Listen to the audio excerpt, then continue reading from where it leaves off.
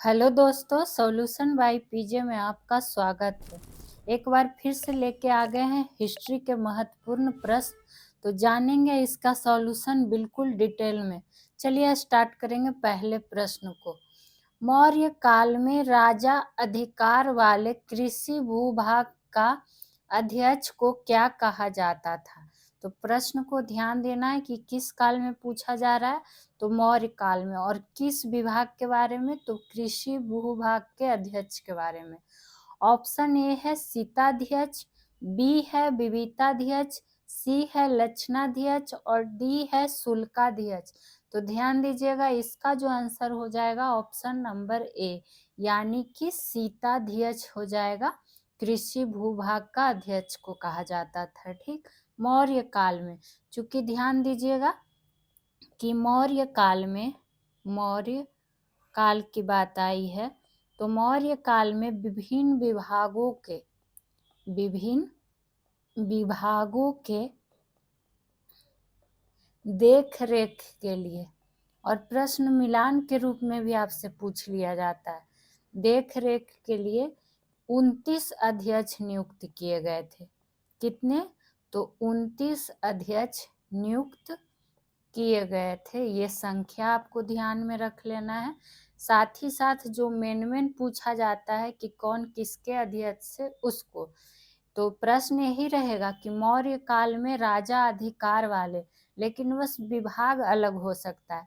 जैसे ये कृषि भूभाग का अध्यक्ष हो गया सीताध्यक्ष, ये क्या है? पद नाम है।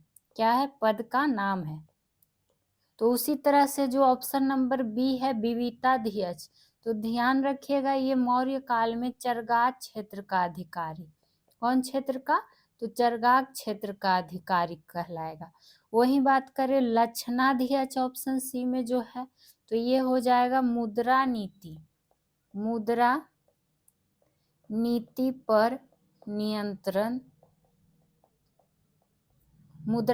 पर नियंत्रण करने वाला अध्यक्ष को क्या कहा जाता है? लक्षणाध्यक्ष। और लास्ट जो है शुल्काध्यक्ष की अगर हम बात करें, तो शुल्काध्यक्ष जो है मौर्य काल में मार्गकर अधीक्षक को कहा जाता है। किसको? मार्गकर अधीक्षक। तो यहाँ पर आपको देखिए चारों का पता चल गया, और इस तरह के आपको क्या करेगा, मिलान के रूप में प्रश्न आगे मिल सकता है। काफी इम्पोर्टेंट प्रश्नों में से एक है।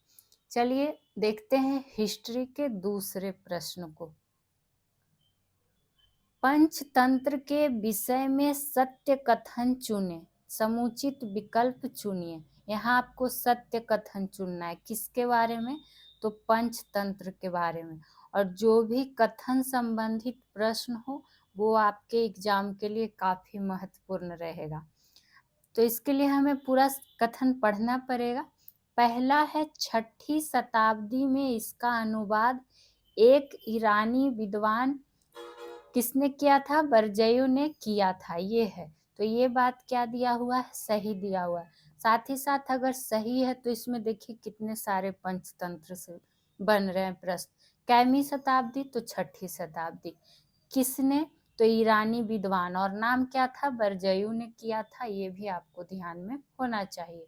चूंकि जो ये पंचतंत्र की बात आई है, पंचतंत्र की, तो ध्यान दीजिएगा इसका जो इस ग्रंथ का जो अनुवाद है कम से कम 50 से अधिक भाषा में किया जा चुका है। कितना? तो 50 से अधिक। वहीं दूसरा की बात करें कि दूसरा क्या है कथन, इसके अरबी अनुवाद का नाम क्या है? कलीला और दिमना है। तो ये बात भी क्या दिया हुआ है? बिल्कुल सही ही दिया हुआ है। तो एक और दोनों कथन क्या हो गया है? अभी हमें सही मिल चुका है। तीसरा है इब्रे मुफक्का ने इसका अनुवाद क्या किया है? फारसी में किया है, जो कि क्या यहाँ पर गलत है, तो इसलिए ये वाला नहीं होगा। तो 3 नंबर कट हो गया। आगे भी हमें पढ़ना पड़ेगा। भारत में इसका अनुवाद नहीं हुआ है, तो ये भी क्या दिया हुआ है? गलत दिया हुआ है। क्यों गलत दिया हुआ है? तो ध्यान दीजिएगा कि भारत में इसका अनुवाद जो है फारसी में हुआ है। किस में हुआ है? तो फारसी में। किसने किया है? तो अबुल फजल ने। किसने? तो अबुल फजल ने किया है। किस नाम से? तो आयरे दनिश नाम से। ध्यान जरूर दीजिएगा, एक एक पॉइंट इम्पोर्टेंट बनेगा। आयरे दनिश नाम से। और अरब देश इससे अनभिज्ञ है, ये भी गलत है। तो सही हमसे पूछा जा रहा था, तो केवल 1 और 2 ही सही है, बाकी सारा गलत है। और देख लीजिए कितनी सारी जानकारी आपको मिल गई। साथ ही साथ सबसे हिट क्वेश्चन जो पूछ लेता है कि पंचतंत्र ग्रंथ के जो लेखक हैं वो कौन, काफ़ी बार पूछ लेता है। तो ध्यान रखिएगा, ये विष्णु शर्मा। कौन हो जाएगा? विष्णु शर्मा। ठीक, चलिए तीसरा प्रश्न देखेंगे और क्लास को पूरा देखा कीजिए।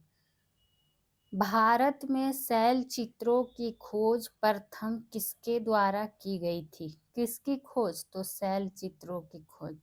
एक में है BS बाकनकर, बी है योशधर मठपाल, सी है एरविन न्यूमेयर, या डी है SCL कलाई। तो ध्यान दीजिएगा, इसका राइट आंसर हो जाएगा ऑप्शन नंबर डी। यानी कि पूरा रूप अगर इसका हम जाने तो आर्चीबाल्ड कलाई नाम था पूरा। ठीक, जो कि शैल चित्रकला का पहला खोज किया था। इसे आप ध्यान में रखिएगा। कब किया गया था? तो 1867 से 68 के बीच में किया गया था। उसी तरह से एक प्रश्न और बार बार क्या पूछ लेता है, आपसे पूछ सकता है कि भारतीय पुरातत्व सर्वेक्षण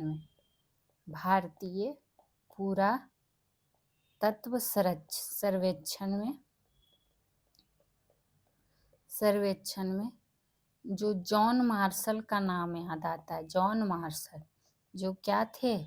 एक महानिदेशक थे। तो हिस्ट्री के प्रश्न में ये भी पूछ सकता है। चलिए आगे की ओर बढ़ेंगे। चौथा नंबर प्रश्न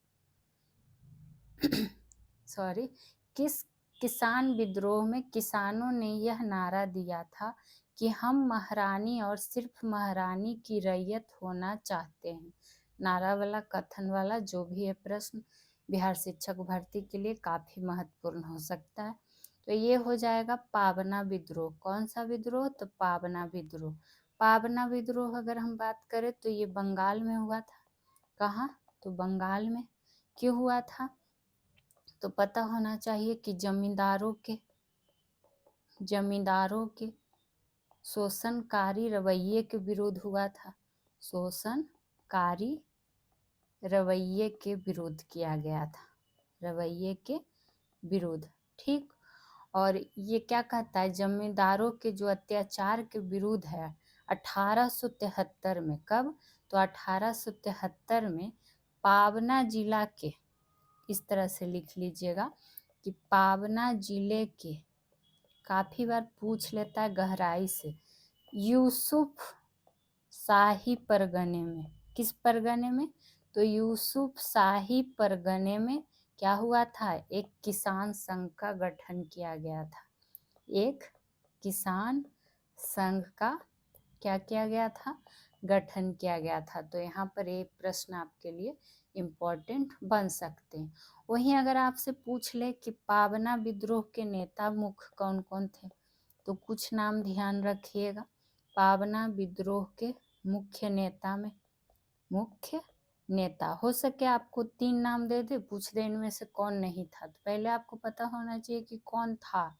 तो उसमें ध्यान रखिएगा, ईशान चंद्र राय हो गया, केशव चंद्र राय, और कौन थे? शंभुनाथ पाल। ये तीनों मुख्य नेता थे किसके? पाबना विद्रोह के। तो आशा करते हैं आपको इसमें कोई दिक्कत परेशानी नहीं होगी। आ जाइए 5 नंबर प्रश्न पे। काफ़ी बार बिहार के एग्जामों में पूछा हुआ प्रश्न, चचनामा के लेखक कौन है? किसकी बात हो रही है? चचनामा। देखिए, ऑप्शन ए है मोहम्मद हुसैन, बी है अलबरूनी, सी है उतवी और डी है इनमें से कोई नहीं। तो अगर हम इसकी बात करें तो ध्यान दीजिएगा, जो चचनामा है, कौन सा नामा है? चचनामा। तो जो है मूलतः, अगर हम मूलतः इसकी बात करें तो अरबी भाषा में लिखा गया है। किस भाषा में? तो अरबी भाषा में। पर इसका जो लेखक का नाम है वो अज्ञात है। क्या है? लेखक का नाम जो है अज्ञात है। लेखक का नाम यहाँ अज्ञात है, इसलिए यहाँ पर क्या हो जाएगा? इनमें से कोई नहीं इसका आंसर। ठीक। वहीं अगर कुछ नाम की बात कर ले, पहले उससे पहले जानिए कि जो चचनामा की बात आई है, चचनामा जो अरबों की, ये भी पूछ सकता है, अरबों की क्या है? सिंध और सिंध विजय की जानकारी की, सिंध विजय की जानकारी का क्या है? मूल स्रोत है। तो इस तरह से भी आप पूछ ले सकता है कि सिंध विजय की जानकारी का मूल स्रोत इनमें से क्या है, और ऑप्शन में चचनामा रहेगा। अरबों की सिंध विजय की जानकारी का मूल स्रोत, इस तरह से पूरा रहेगा। ठीक, तो ध्यान में रख लीजिएगा इसका। चलिए आगे की चर्चा कर लें, जो कि होगा 6ठा नंबर प्रश्न। और हिस्ट्री के जो भी प्रश्न है सारे एनसीईआरटी बेस्ड ही लाए जाते हैं। निम्नलिखित में से किस वेद को कर्म कांडीय वेद भी कहा जाता है? वेद तो हम आपको डिटेल्स में भी पढ़ा चुके हैं, तो आपको पता है। देखिए, वेदों की संख्या की बात जब आएगी कि वेदों की संख्या कितनी होती है, तो वो कितनी होती है? 4। और वो 4 आपको ऑप्शन में यहाँ मौजूद है, ऋग्वेद, सामवेद, यजुर्वेद, अथर्ववेद। ठीक, ये बात तो हुई वेद की। यहाँ आपसे पूछा जा रहा है कि कर्म कांडीय वेद कौन होता है, तो ध्यान दीजिएगा, ये कौन होता है? यजुर्वेद होता है। कौन? तो यजुर्वेद। ठीक, अब बोलिएगा इसको कर्म कांड वेद क्यों कहा जाता है? तो लिखना चाहे तो लिख सकते हैं, क्योंकि इसमें क्या है? यज्ञों एवं संस्कारों के नियमों का, संस्कारों के नियम कहिए या फिर कहिए प्रावधानों का, नियम विधान जो भी है, विधानों का क्या मिलता है? संकलन मिलता है। और यही कारण है कि इसको कर्मकांडीय वेद भी कहा जाता है। ठीक, वहीं यजुर्वेद में आपको पूछ लेता है कि पद एवं गद दोनों किस वेद में है? पद एवं गद, तो ये भी किस में हो जाएगा? यजुर्वेद में है। ठीक, और यजुर्वेद का ही क्या है? 2 संप्रदाय, या फिर उसको 2 भाग भी कह सकते हैं। कौन कौन सा? तो शुक्ल यजुर्वेद, शुक्ल यजुर्वेद हो जाएगा, और दूसरा कौन सा हो जाएगा? कृष्ण यजुर्वेद। तो ये सब आपको जानकारी होना चाहिए, वेद से भी प्रश्न आपको मिलते रहते हैं। बाकी तो ऋग्वेद प्राचीनतम है, सामवेद संगीत के लिए, अथर्ववेद जादू टोना प्यार, ये सब के लिए कई बार आप लोग पढ़ भी चुके हैं। ठीक, तो इस पे ज़्यादा टाइम नहीं देंगे, सीधे बढ़ेंगे 7वें नंबर पे। 7वां नंबर प्रश्न आया है क्या?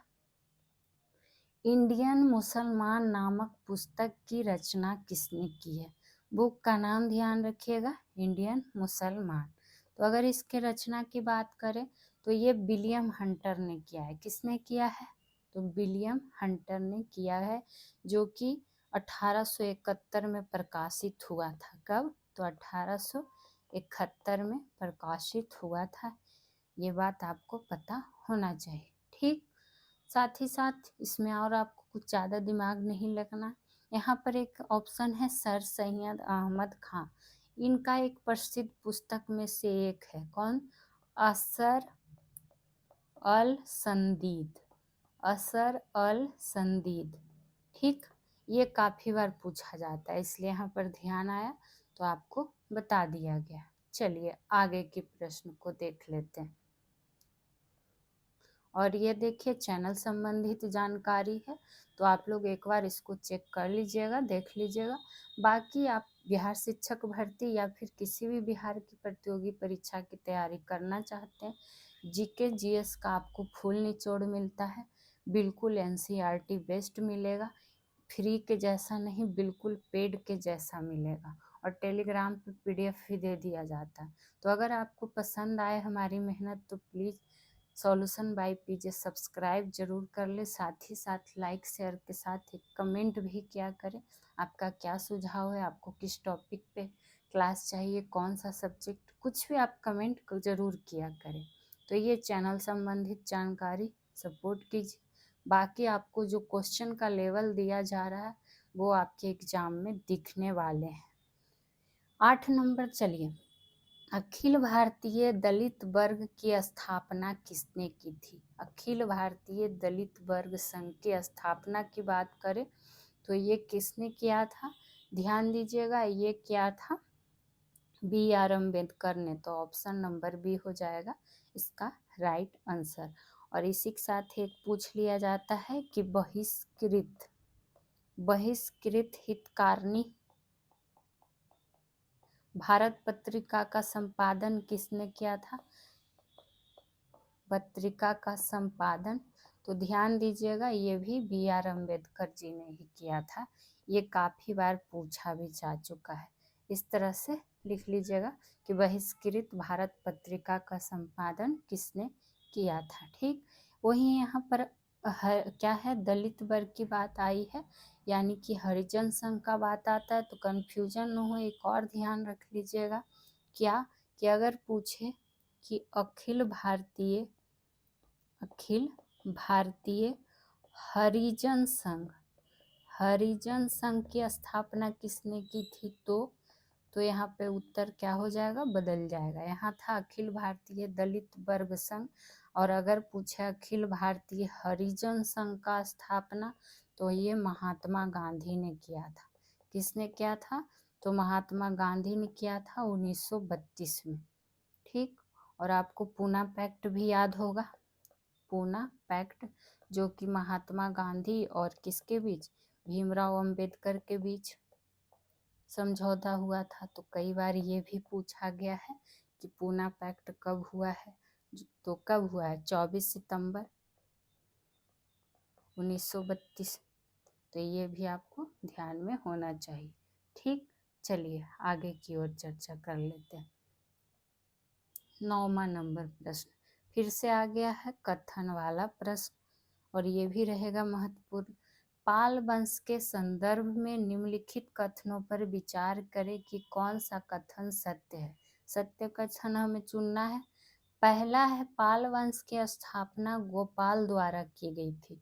तो ये क्या कथन सही दिया हुआ है? तो बिल्कुल सही है। इसमें आपका 1 नंबर भी आ गया, मतलब मिल गया कि पाल वंश का स्थापना किसने किया था? तो गोपाल ने किया था। और गोपाल जो था वो क्या था? बौद्ध धर्म का अनुयायी था। ये भी पूछ लिया जाता है कि किस धर्म का अनुयायी था? तो बौद्ध धर्म का अनुयायी था। दूसरा सेंटेंस पढ़ लेते हैं। गोपाल ने भागलपुर में विक्रमशिला विश्वविद्यालय का निर्माण करवाया था। तो ये क्या बात बिल्कुल सही है? तो नहीं सही है। क्यों सही नहीं है? चूँकि विक्रमशिला विश्वविद्यालय का निर्माण की जब बात आएगी तो ये किसने कराया था? धर्मपाल ने। किसने करवाया था? तो धर्मपाल ने। तो इसलिए ये सेंटेंस क्या दिया हुआ है? गलत। तो देखिए सही पूछा जा रहा है, तो एक देखिए हर जगह मौजूद है, इसलिए हमें इसमें चारों सेंटेंस को पढ़ना ही होगा। लेकिन देखिए 2 नंबर गलत हो गया, तो 2 यहाँ भी मौजूद है, 2 यहाँ भी मौजूद है और 2 यहाँ भी। तो इस तरह से ये आसान भी तो हो गया कि जिसमें 2 है वो तो आंसर होगा नहीं, चूँकि हमसे सही पूछा जा रहा है। तो देखिए डी भी हट गया, बी भी हट गया और ए भी हट गया। कितना आसान हुआ आपको ऑप्शन एलिमिनेट करने में।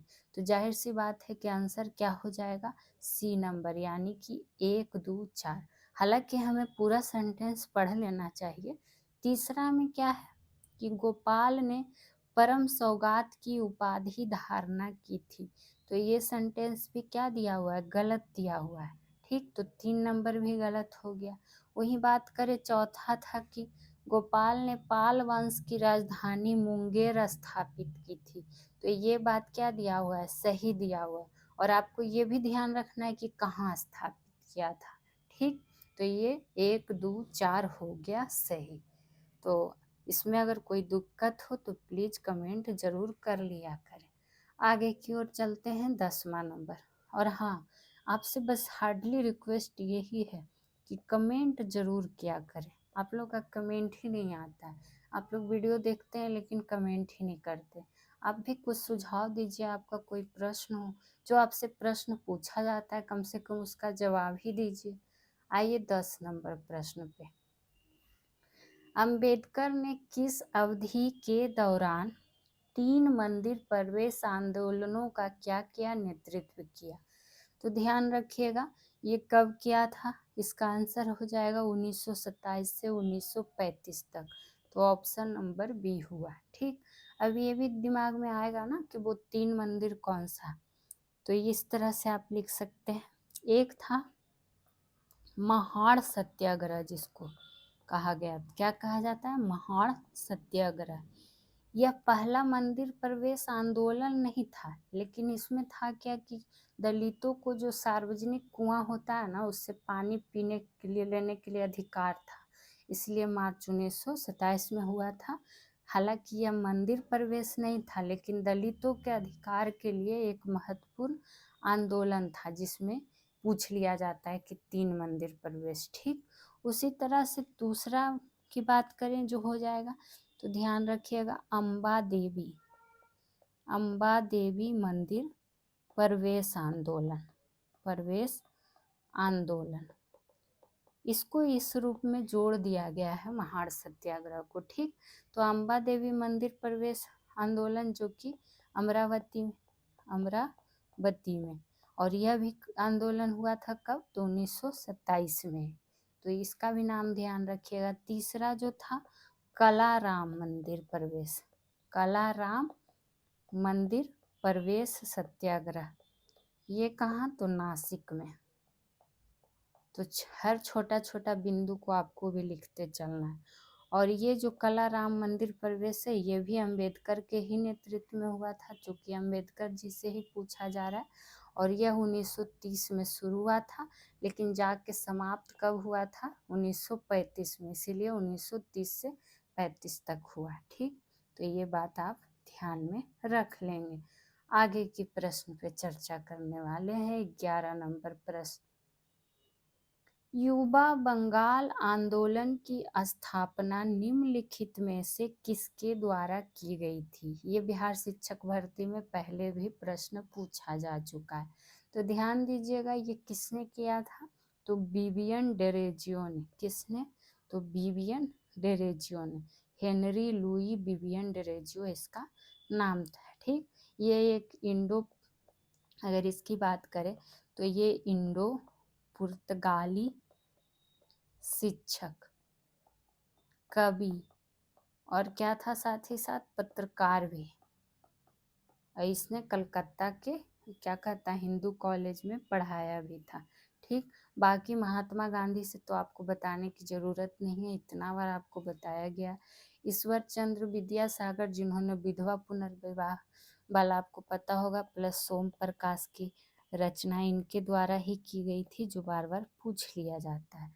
और स्वामी विवेकानंद, आपको पता है कि इन्होंने रामकृष्ण मिशन की स्थापना की थी, रामकृष्ण मिशन। और 1800 क्या कहता है, शिकागो सम्मेलन में भाग भी लिया था। ये सब आपको कई बार हम करवा चुके हैं, लिखवा चुके हैं अच्छे से। आइए 12 नंबर पे, प्रार्थना समाज की स्थापना 1867 में बम्बई में निम्नलिखित में से किस कारण से की गई थी? ये आपसे पूछा जा रहा है। तो पहला पॉइंट आपको क्या पता चल गया इसी में। अगर आपसे पूछे कि स्थापना कब हुआ था प्रार्थना समाज का, तो 1867 में। कहाँ हुआ था? तो बम्बई में। तो 2 प्रश्न तो आपको यहीं पर मिल गया। किस कारण से किया गया था, ये आपसे पूछा जा रहा है।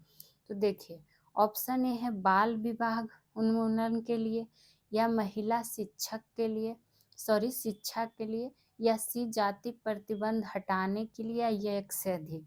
तो इनमें से जो ये तीनों का तीनों कारण दिया हुआ है, तीनों के लिए किया गया। तो ये क्या हो जाएगा? उपयुक्त में से एक से अधिक। अभी तो हो गया इसका कारण। अगर आपसे पूछे कि प्रार्थना समाज की स्थापना किसने की थी, तो आत्माराम पांडुरंग, ये भी आपसे पूछा जाता है।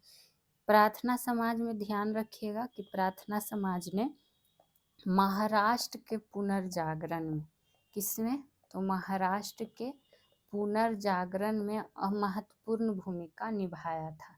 तो कई बार आपसे पूछ लिया जाता है। अब यहाँ पर समाज आया है तो देखिए कुछ और इम्पोर्टेंट, जैसे पूछता है बार बार आर्य समाज। आर्य समाज की स्थापना कब हुई थी? तो 1875 में हुई थी। किसने किया था? तो दयानंद सरस्वती ने किया था, दयानंद सरस्वती ने। उसी तरह से आपसे पूछ लिया जाता है कि ब्रह्म समाज, कौन समाज? तो ब्रह्म समाज, इसकी स्थापना कब हुई थी? तो 1828। किसने किया था? तो राजा राम मोहन राय, राजा राम मोहन राय। ठीक, आगे के प्रश्न को देखेंगे। 13 नंबर प्रश्न, पानीपत के प्रथम युद्ध में बाबर के तोपखाने का नेतृत्व किसने किया था? किसकी बात आई है? पानीपत के प्रथम युद्ध में। ठीक, तो पानीपत के प्रथम युद्ध की अगर हम बात करें तो ये कब हुआ था? पानीपत का प्रथम युद्ध तो 1526 में हुआ था। किसके किसके बीच हुआ था? तो बाबर और इब्राहिम लोदी के बीच। किसके किसके बीच? बाबर और इब्राहिम लोदी के बीच, जिसमें जीत किसकी हो गई थी? तो आपको अच्छे से पता है कि बाबर की जीत हो गई थी। ठीक, और रही बात इसी पानीपत के प्रथम युद्ध में ही क्या हुआ था? लोदी वंश को समाप्त कर दिया गया था। हमसे यहाँ पूछा जा रहा है कि बाबर के तोपखाने का नेतृत्व किसने किया था?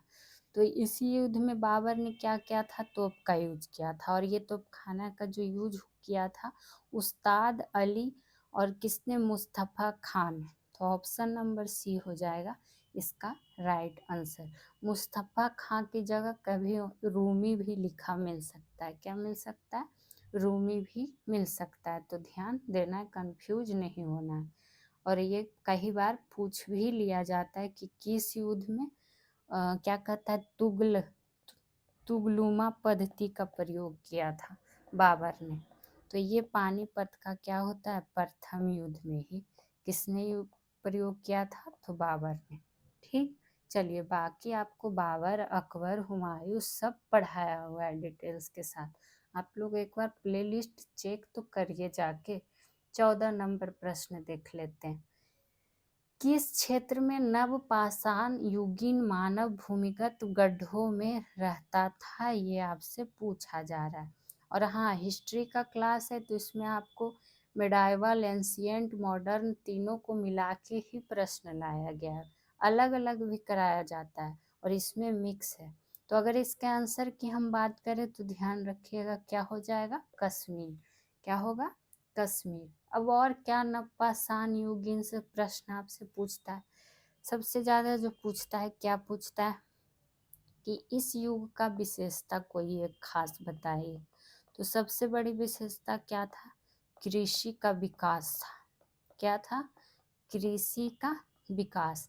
जैसे प्रश्न कैसे पूछेगा? दे देगा आग का आविष्कार, पहिया का आविष्कार, धातु के औजारों का विकास, या फिर कृषि का। तो ध्यान रहेगा तब ना मारिएगा कि कृषि का विकास जो था इसकी महत्वपूर्ण विशेषता थी।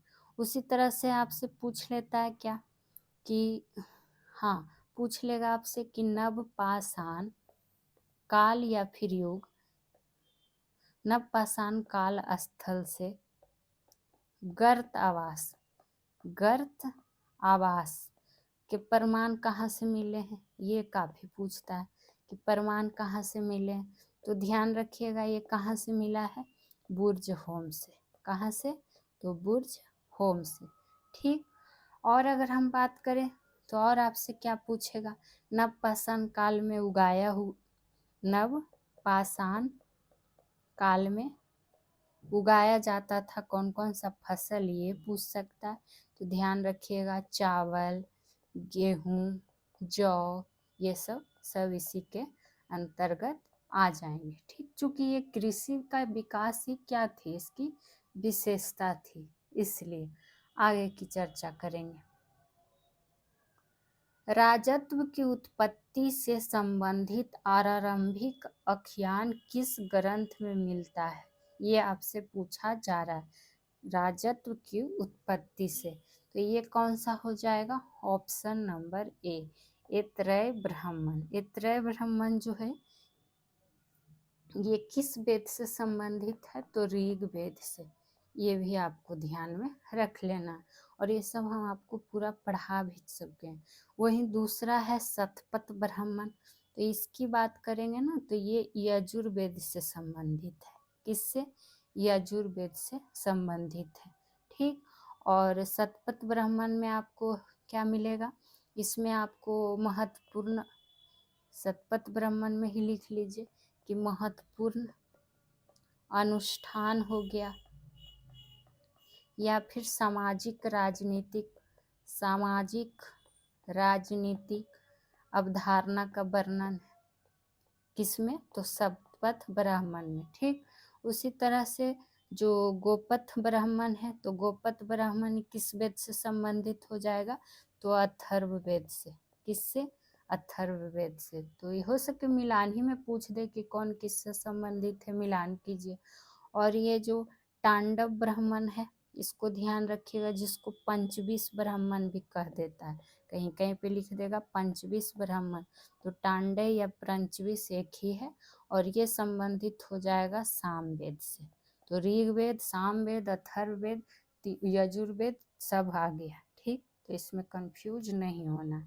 आगे की चर्चा कर लेंगे 16 नंबर प्रश्न पे।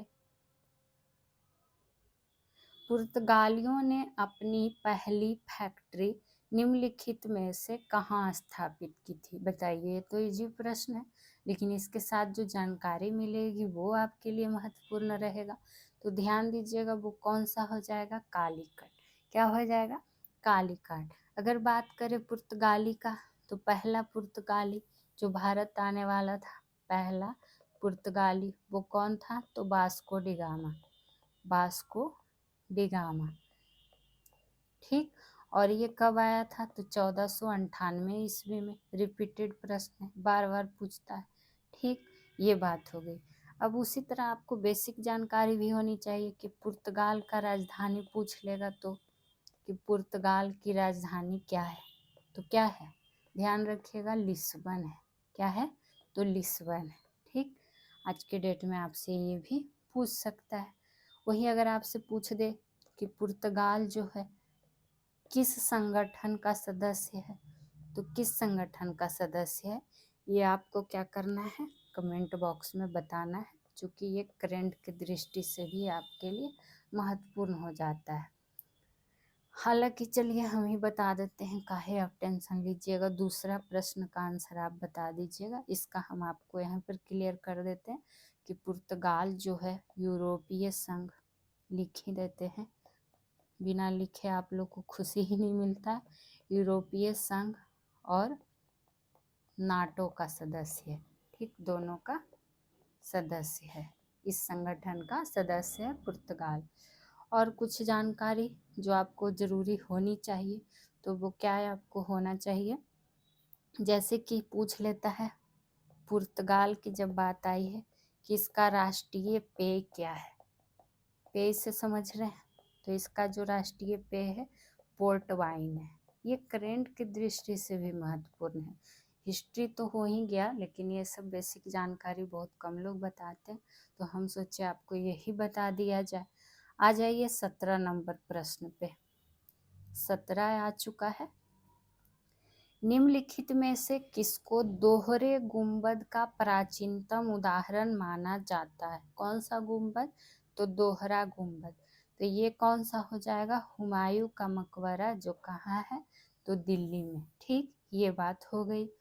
और अगर बात करें कि मकबरे को किसने बनवाया था, तो महारानी बेगा बेगम ने, महारानी बेगा बेगम, या जिसको हाजी बेगम कहा जाता है, हाजी बेगम, ये कौन थी, तो हुमायूं की पत्नी, इसी ने बनवाया था।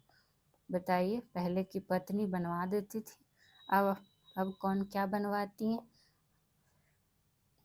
आप लोग भी अपनी पत्नी के लिए बनाया कीजिए, महारानी बेगा बेगम, ठीक। नाम ध्यान रखिएगा कि इन्होंने हुमायूं का मकबरा बनाया था दिल्ली में, ठीक। वहीं अगर बात करें और, जैसे कि कुछ मकबरे की ही बात कर लेते हैं। महत्वपूर्ण शासक मुगल शासक का पूछ देगा कि बाबर का, तो आपको ध्यान रखिएगा इसका मकबरा आपको मिलेगा काबुल में। मकबरा या फिर क्या कहता है और पूछ लेता है कि इसको कहाँ दफनाया गया था जी। उसी तरह से शाहजहाँ का मकबरा आपको कहाँ मिलेगा, आगरा में। ये बात अलग था कि पहले मर जाता था उसके बाद कोई चीज़ बनाता था, ठीक। लेकिन हम लोगों को क्या करना है, जीते जी बनाना है, किसी की याद में मरने के बाद नहीं बनाना है, जीते जी खुश करना है कि हाँ देखो तुम्हारे लिए ही बना दिए। चलिए, ये तो हंसी मजाक की बात हो गई, आप लोग पढ़ाई पे ध्यान दीजिए। औरंगजेब की बात आएगी तो औरंगजेब, इसका क्या है, दौलताबाद। दौलताबाद जो है कहाँ, तो महाराष्ट्र में। तो ये सब ध्यान होना चाहिए। चलिए 17 से आगे बढ़ जाते हैं। 17 पे काफ़ी खतरा वाला बात हो गया। अब 18 पे चले, उससे पहले ये फिर से आ गया है, तो आप लोग इसको देखा कीजिए। कुछ माइंड में प्रश्न आए क्लास से संबंधित, जो कि बिल्कुल एनसीईआरटी बेस्ड दिया ही जा रहा है।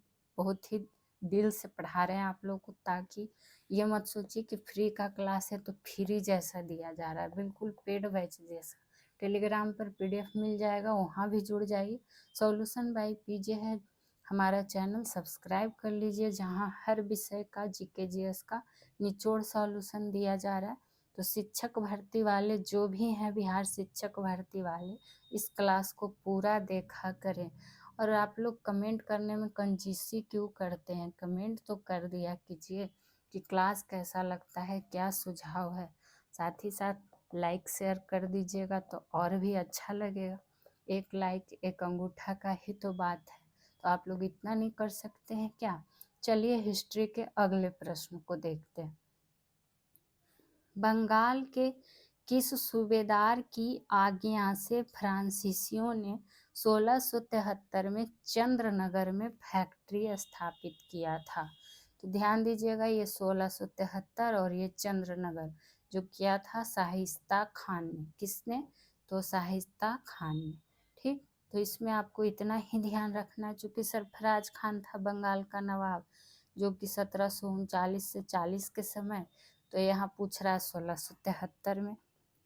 अलीवर्दी खान की बात करें तो 1740 से 1756 के बीच, तो ये भी नहीं होगा। और मुर्शिद कुली खान की बात करेंगे तो 1717 से 1727। तो इस तरह से अगर ध्यान रहेगा तो तुरंत आंसर क्लिक कर दीजिएगा, मतलब टिक कर दीजिएगा। चलिए 19 पे बात कर लिया जाए। द्वितीय कारखाना अधिनियम किस वायसराय के कार्यकाल में लाया गया। काफ़ी रिपीटेड प्रश्नों में से एक।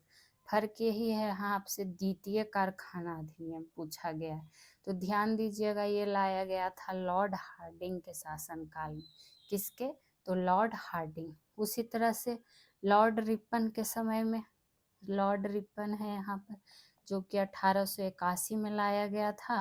और 1881 का कारखाना अधिनियम जो है किसके समय में, तो ये लॉर्ड रिपन के समय में। उसी तरह से अगर बात करें लॉर्ड रीडिंग का, तो ये लाया था 1922 का कारखाना अधिनियम। हो सके मिलान के रूप में दे दे, तो जानकारी होनी चाहिए। और लॉर्ड बिलिंगटन की अगर हम बात करें तो इसका था 1934 का कारखाना अधिनियम। ज़्यादातर लोगों को बस यही एक दो याद रहता है, यहाँ पर चारों का ध्यान रखिए। लॉर्ड बिलिंगटन का 1934 का कारखाना अधिनियम था। एक ध्यान रख सकते हैं 1944 का कारखाना अधिनियम, जो लॉर्ड बेवल के कार्यकाल में लाया गया था। तो बताइए कितना सारा कारखाना अधिनियम आपको एक ही जगह हो गया। और इसको क्यों छोड़ना है, लॉर्ड हार्डिंग का कब लाया गया था, तो 1911 में, ठीक। सबसे ज़्यादा बार पूछा गया है 1881 वाला, तो ध्यान रखिएगा। 20 की बात कर लेंगे। 20 वाला भी प्रश्न काफ़ी महत्वपूर्ण आ गया है। 1854 में शिक्षा पर गठित चार्ल्स वुड डिस्पैच के संदर्भ में निम्नलिखित कथन पर विचार कीजिए कि कौन सा कथन सत्य है। सत्य देखना है तो हमें पूरा पढ़ना ही पड़ेगा। पहले ध्यान रखना है कि 1854 में क्या आया था, चार्ल्स वुड डिस्पैच नीति। अब देखते हैं क्या क्या है इसका। एक है चार्ल्स वुड डिस्पैच को भारतीय शिक्षा का मैग्ना कार्टा कहा गया। तो ये बात क्या दिया हुआ है, सही दिया हुआ है। तो एक जब सही हो गया तो केवल 2 तो आंसर होगा नहीं, ना तो एक ना ही 2, ये भी नहीं होगा। अब बचेगा कि ये दोनों में से कोई आंसर। तो ये बात सही है। और ये भी पूछ लेता है कि भारतीय शिक्षा का मैग्ना कार्टा किसको कहा जाता है, तो चार्ल्स वुड डिस्पैच नीति को। दूसरा है, इस समिति ने सिफारिश की कि उच्च शिक्षा का माध्यम अंग्रेजी हो, लेकिन देसी भाषाओं को भी प्रोत्साहित किया जाए। तो ये बात भी क्या है, सही है। तो ये नंबर भी खत्म, कहानी हो जाएगा ऑप्शन नंबर सी, यानी कि 1 और 2 दोनों सही है। 21 नंबर प्रश्न को देखते हैं। क्या है 21 नंबर प्रश्न, समाचार पत्र संबंधी कानूनों की समीक्षा के उद्देश्य से 1921 ईस्वी में प्रेस कमेटी की नियुक्ति की गई, जिसके अध्यक्ष कौन थे, ये आपसे पूछा जा रहा है। ऑप्शन ए है चार्ल्स बूम, बी है तेज बहादुर सप्रू, सी है जयशंकर मजूमदार और डी है विलियम हंटर। तो अगर इसके आंसर की बात करें तो ध्यान दीजिएगा, कौन हो जाएंगे, तेज बहादुर सप्रू। और ये आपको इसमें बस 2 ही पॉइंट इम्पोर्टेंट क्या बनेगा कि समीक्षा के उद्देश्य से कब, तो 1921 में। क्या, तो प्रेस कमेटी की नियुक्ति की गई, प्रेस कमेटी की नियुक्ति की गई, और जिसके अध्यक्ष कौन, तो तेज बहादुर सप्रू। इसमें ये चीज़ आपको ध्यान में रखना है। और प्रेस कमेटी की सिफारिश पर लिख लीजिएगा कि प्रेस कमेटी की सिफारिश